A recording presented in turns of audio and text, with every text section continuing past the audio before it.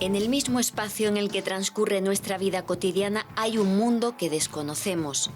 Me llamo Lourdes Gómez y voy a unir mis dos pasiones, el periodismo y la investigación, para sacar a la luz lo que se esconde detrás de muchos casos que pueblan la crónica negra. Porque como dicen los forenses, los muertos siempre hablan. Y sus palabras permanecen escritas en el aire.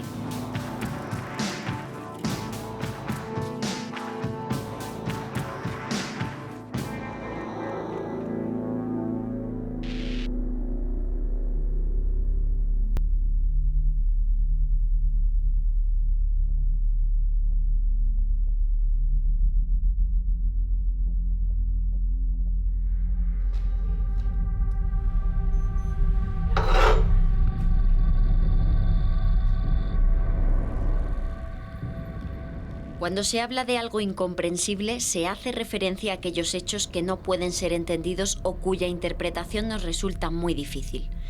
Esto también ocurre en los sucesos que pueblan la crónica negra. Comprender determinadas situaciones a veces es imposible. El 21 de noviembre de 1990 ocurrió en Zorita un hecho que muchos años después es complicado entender. Algo que marcó la vida de los habitantes del municipio cacereño, que aquel día se encontraron con la muerte de un matrimonio y sus 3 hijos. El padre muerto de un disparo y el resto de la familia asesinados con un hacha.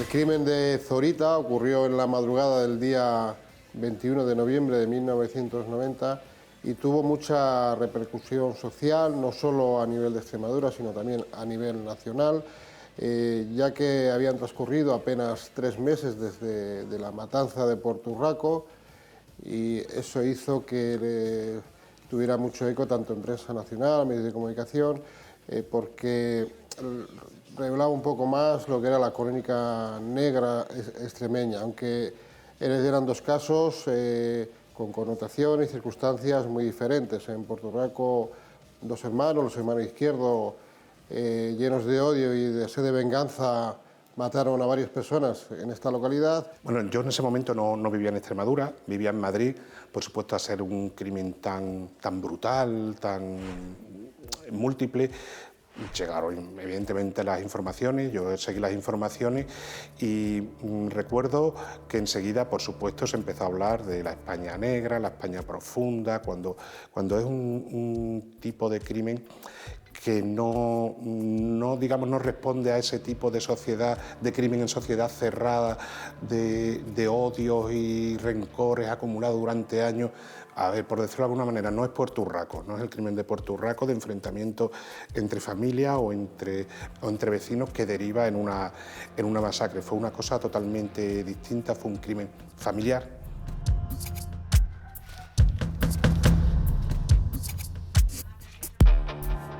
Los agentes de la Policía Judicial comienzan la inspección ocular para obtener pistas y poder determinar cuáles han sido las circunstancias en las que se han producido esas muertes violentas.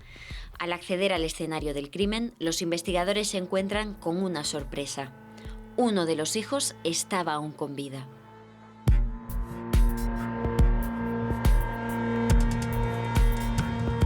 Cuando accedieron la Guardia Civil, los servicios sanitarios en la vivienda, en el dormitorio de la madre, se encontraron la madre tapada con una manta. Era el único cuerpo de los 4 que se encontraba tapado.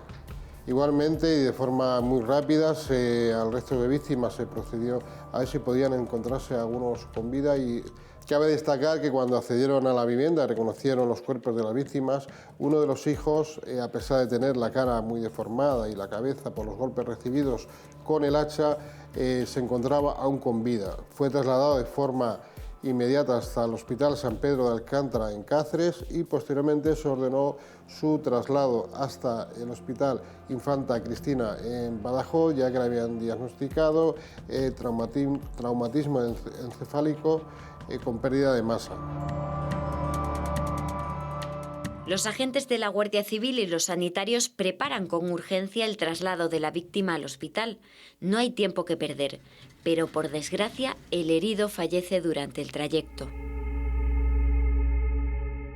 Mientras, la investigación comienza a arrojar pistas concretas. Todo apunta a que el autor es el padre. Lo que pasó parece bastante claro. Un hombre que en principio no era en absoluto conflictivo, no era agresivo. Los vecinos lo recuerdan además como una persona callada, amable, tranquila, emigrante retornado, había ido al País Vasco, había vuelto, y un día, sin que nadie evidentemente lo esperase, por ese carácter tranquilo, no había ningún antecedente, espera que sus familiares, los que viven con él, se queden dormidos. Son 2 hijos, una hija y la mujer, y los mata con un hacha. Los hechos, según los informes periciales y los informes de los médicos forenses, las muertes se produjeron alrededor de las 8 de la mañana del día 21 de noviembre de 1990, cuando el asesino o parricida, utilizando un hacha, golpeó el cuerpo, la cabeza de su esposa, falleciendo en el acto y acabando la vida en un primer lugar de su hija disminuida mental, y posteriormente acabó la vida con los otros 2 hijos por el mismo procedimiento, con el hacha golpeándoles la cabeza. Probablemente por la forma en que quedaron los cuerpos no tuvieron tiempo de reacción, ya que se encontraban dormidos.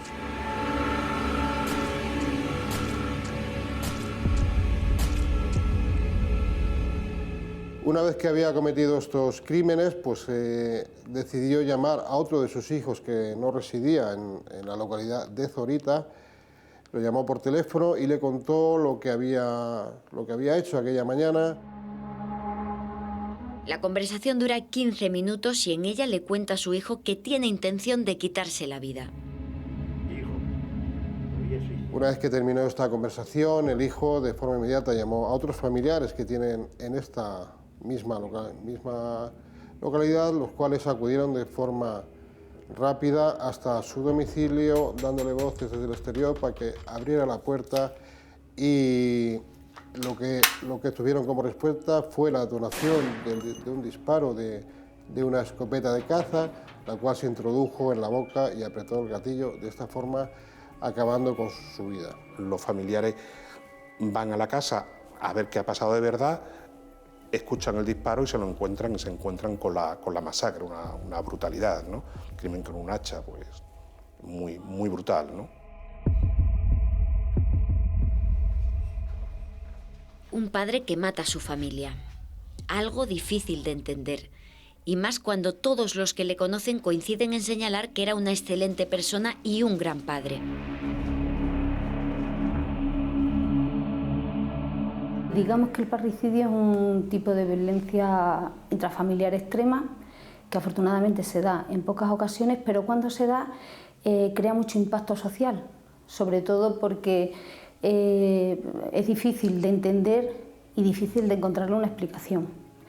Lo que se sabe del parricidio es que es un fenómeno multicausal, es decir, que influyen diferentes factores.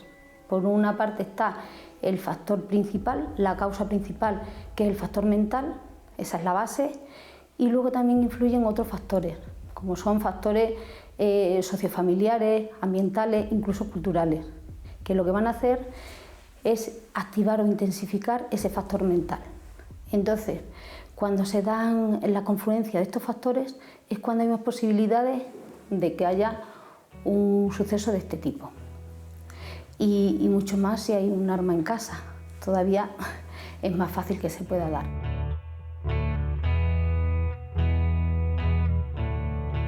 No puedo dejar de preguntarme las razones que llevaron a ese hombre a cometer un acto así.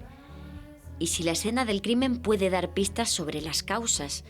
He decidido trasladarle mis dudas a un criminólogo forense para que me ayude a analizar mejor este caso.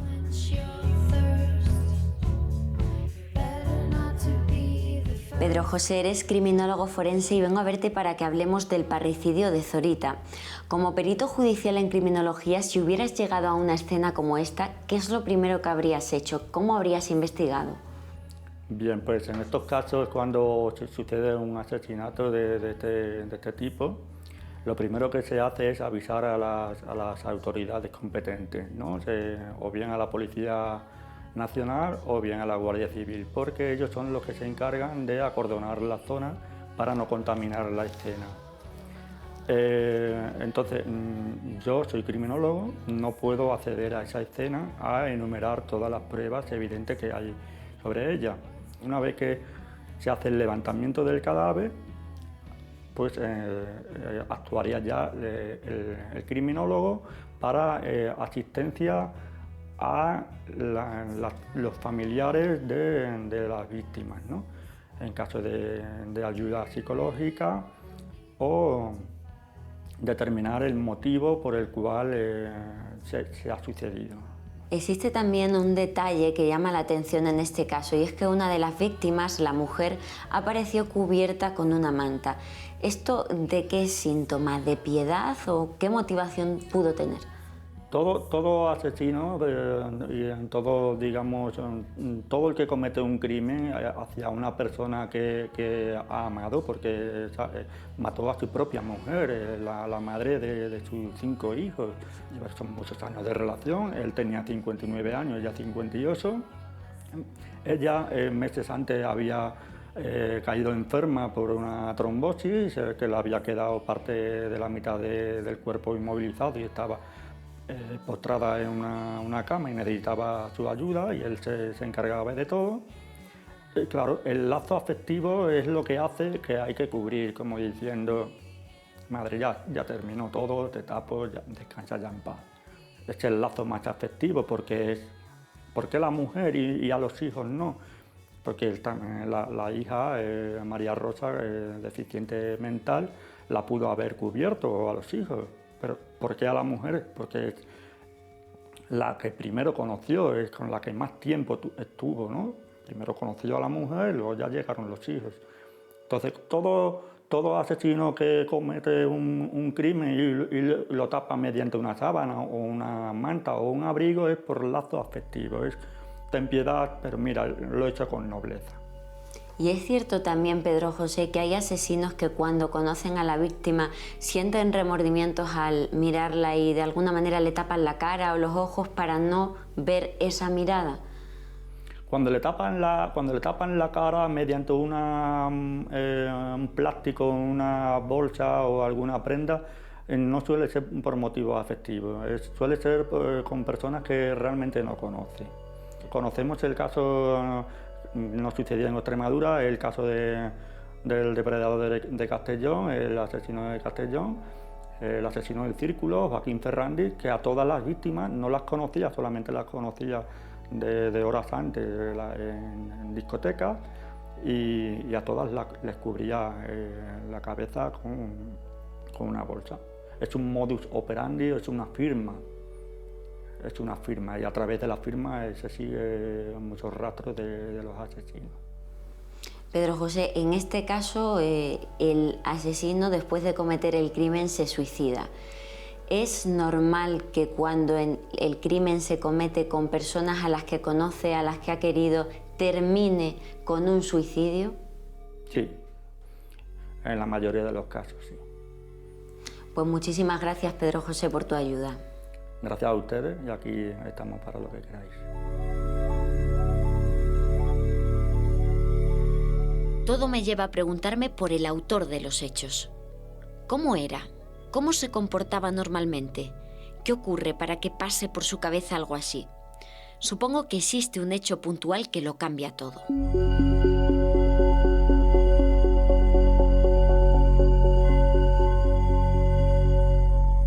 Era una persona que era muy conocida entre sus vecinos, era una persona afable, simpática, y además decían que siempre tenía buen humor. Hasta que meses antes de lo sucedido, pues su esposa sufrió una embolia cerebral, cayó enferma, quedó inválida, tuvo que permanecer en cama. Además, se sumaba que tenía una hija discapacitada mental y tenía 2 hijos, al parecer, con mucha dependencia del mundo de las drogas. Eso pudo hacer que esta persona en un momento dado no viera otra salida y lo que hizo fue pues acabar con la vida de todos ellos. ¿Pero por qué un hacha? ¿Estaba todo premeditado desde hacía tiempo o fue algo que surgió de repente? Ahí había dos cuestiones que se van averiguando después, que es el por qué ocurre y por qué ocurre así. ¿Cuál es la secuencia de hecho y por qué la secuencia de hecho pasa así? Parece claro, una vez que los forenses hacen su trabajo, que es un crimen absolutamente premeditado, planificado hasta el detalle de incluso el orden en el que va a matar a la gente, porque ¿por qué utiliza un hacha si tiene una escopeta? Una escopeta más rápido, más seguro, por decirlo de alguna manera, ¿no? Porque si dispara, alerta al resto, se van a levantar, se van a despertar y van a intentar impedírselo. Los que viven con él son 2 hijos que, según se averigua luego, están enganchados a la heroína, son adictos, una hija que tiene una grave enfermedad mental y la mujer que está paralizada de medio cuerpo, no se puede valer por sí misma, necesita ayuda. Entonces, la secuencia de los asesinatos, ¿por qué la hace así? Mata primero a los hijos, luego a la hija y luego a la mujer. Esa es la secuencia, ¿por qué? Porque así se asegura, por decirlo de alguna manera, que si alguien despierta va a ser alguien más manejable que si fuese un hijo el que despertase. Busco información sobre crímenes de este tipo y descubro que no es habitual emplear un hacha, como ocurrió en el parricidio de Zorita. Con esta brutalidad y con tantas víctimas, no he tratado aquí en Extremadura, no tengo yo conocimiento que haya casos similares, sí de padre, como hemos dicho antes, tranquilo, responsable, amable, que cometan un acto contra alguien de su familia de un tipo parecido, no con la brutalidad que siempre implica un hacha, pero sí con un disparo de escopeta. Sí lo conocí en Valverde, Mérida, un padre que el hijo estaba enganchado a la heroína hacía muchísimo tiempo, se llevaba el dinero de casa, el padre un agricultor jubilado que tenía su paga y el hijo se ponía violento cuando no le daban dinero. Ha llegado un día, por lo visto le ha pegado a la madre y a la hija porque no le daban dinero y ha avisado que va a volver por la tarde por dinero. Y entonces el padre ya en esa situación lo que hace es mandar a la hija y a la mujer a la vivienda de un familiar y él se sienta en el pasillo con la escopeta. Cuando entra el hijo, que viene por el dinero, le pega 2 tiros y lo mata. Esta persona, por cierto, salió absuelta en el juicio. Salió no culpable porque se tuvieron en cuenta la gran presión que había estado soportando antes de llegar a esta decisión.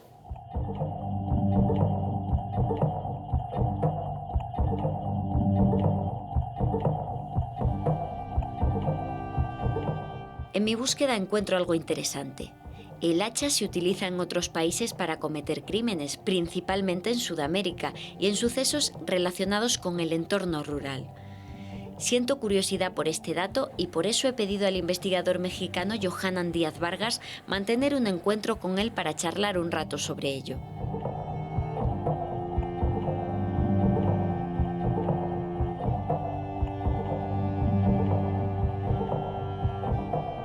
Johanan, te he pedido que vengas porque estoy investigando un crimen en el que el arma homicida es un hacha. Se trata de un padre que asesinó a toda su familia y no es un caso muy habitual aquí en España, este tipo de crímenes con tanta violencia. Quería saber si tú en tu país has podido investigar o tener conocimiento de casos de este tipo, en el que haya elementos como un hacha como arma homicida. Pues sí, efectivamente, hay algunos casos que se tienen a lo largo de la historia donde se emplea el hacha, que podríamos considerar que es de uso cotidiano, de uso normal dentro de algunas comunidades que lo emplean, sobre todo para talar árboles y para llevar leña o madera hacia las localidades cercanas y venderlas. Pero también ese instrumento es utilizado para cobrar venganzas y para hacerle la vida imposible a ciertas personas que por lo regular en los antiguos pueblos son aquellos que se portan mal. ¿De qué manera? Se portan mal porque roban y en algunas localidades les cortan los dedos o les cortan las manos, pero se podría decir que es una manera de hacer justicia para aquellos a quienes les robaron o los asaltaron o incluso los violaron. Tengo entendido además que este tipo de armas proliferan porque está prohibido en México y en otros países portar armas de fuego. Así es, desde México hacia la Patagonia está prohibido el uso de armas, ya sea de bajo o de alto calibre, y sobre todo armas que sean exclusivo para el ejército. En la República Mexicana te puedo decir que como no está penalizado usar hachas, pero así también los machetes que son utilizados de uso común de las comunidades que están apartadas de las grandes ciudades. Actualmente en las grandes ciudades es imposible ver a alguien que traiga un machete. Eso es imposible, pero no así en los pueblos, en los lugares donde la gente se dedica a la ganadería, a la agricultura, y es en esos lugares donde, bueno, pues vemos que es tanto una herramienta de trabajo, pero también es un arma de defensa. Consultando en hemeroteca he visto que se producen muchos crímenes precisamente a hachazos, tanto en la zona de América incluso como en otros lugares como el Congo, donde también se utiliza este elemento en determinadas venganzas o ajustes de cuentas. Así es, hay que recordar que, bueno, pues son países donde viene también esa tradición que se quedan muchos de los conquistadores, ¿no? El traer un hacha para enfrentarte ya sea a los animales o enfrentarte a la naturaleza, a las condiciones que prevalecían en esos momentos. Y esto no solamente se ve en el Congo, no solamente se ve en América, esto lo vemos prácticamente en todo el planeta. ¿Cuántos casos hay en la Unión Americana donde vemos también que han sucedido diversos crímenes de toda índole, desde violaciones, ajusticiamientos, linchamientos, entre muchos otros, donde el elemento o el factor principal es un hacha? Un hacha que es la que detona toda una serie de sucesos interesantes. Puede ser en una familia, pueden ser en varias familias o puede ser dentro de una comunidad. Cuando se ven afectados por el uso de un hacha, pero en contra de alguna persona o en contra de alguna familia o en contra de... hay casos en Latinoamérica donde vemos que han sido menores de edad quienes han sido afectados por estos incidentes. Pues muchísimas gracias, Johanan, por aclararme estas dudas. Al contrario, gracias a ti.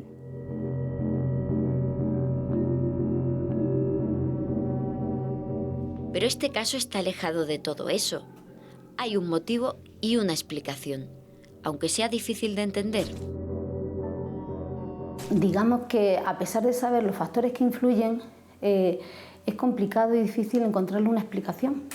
Pero en estos casos sí hay unos estudios y los llevó a cabo un psiquiatra forense americano que después de revisar muchísimos casos, infinidad de casos, incluso entrevistar a algunos, pues llegó a hacer una clasificación de las motivaciones de por qué un padre, un progenitor, puede matar de una forma violenta a sus hijos. Entonces él describió 5 razones. La primera quizás sea la que más se adapte a este tipo de casos, que él la llamó una razón altruista, en la que el padre decide acabar con la vida del hijo, pero por evitarle un sufrimiento. Él se considera un buen padre, y si el hijo tiene un problema, una enfermedad terminal, un problema de minusvalía, cualquier cosa que él piensa que el hijo está sufriendo, pues decide terminar con su vida, pero siempre porque él piensa que es lo mejor para el hijo. Normalmente este tipo de casos termina con el suicidio del parricida o de la persona que comete ese delito y de la pareja. Es muy usual eso. También una variedad que es asociado al suicidio del adulto. Es decir, la persona decide suicidarse, pero siente que cómo va a dejar desprotegida a su familia.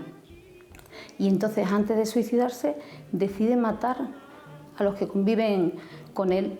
Siempre en los crímenes hay odio, venganza, herencia, celo, esta situación no se da aquí. Se empiezan a hacer unas averiguaciones y se ve claro que la situación que tenía este hombre, estaba viviendo una situación límite. los 2 hijos, como ya he comentado, enganchados a la droga, con todo lo que ello supone de desestructuración de una familia, la hija con una enfermedad mental muy importante y la mujer paralizada. Este hombre ha estado sobrellevando esta situación, una situación donde todas estas personas dependen de él, hasta un momento que hay un desencadenante. El desencadenante es que muere un nieto, el único nieto que tiene, muere. Se supone que deja de verle sentido a su vida.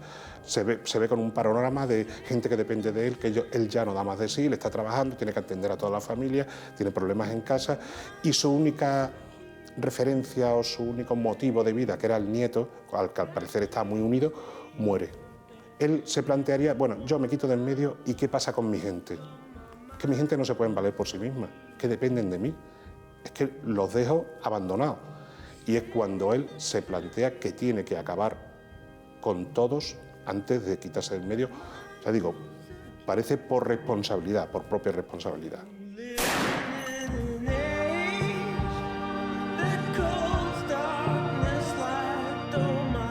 La responsabilidad. Una responsabilidad moral que en ocasiones se transforma en una pesada carga. Algo que nos hace adquirir unos compromisos y obligaciones. Y algunas veces nos lleva a cometer actos que se escapan de nuestra comprensión. Porque la responsabilidad también tiene consecuencias, como lo ocurrido en Zorita aquel día de noviembre de 1990.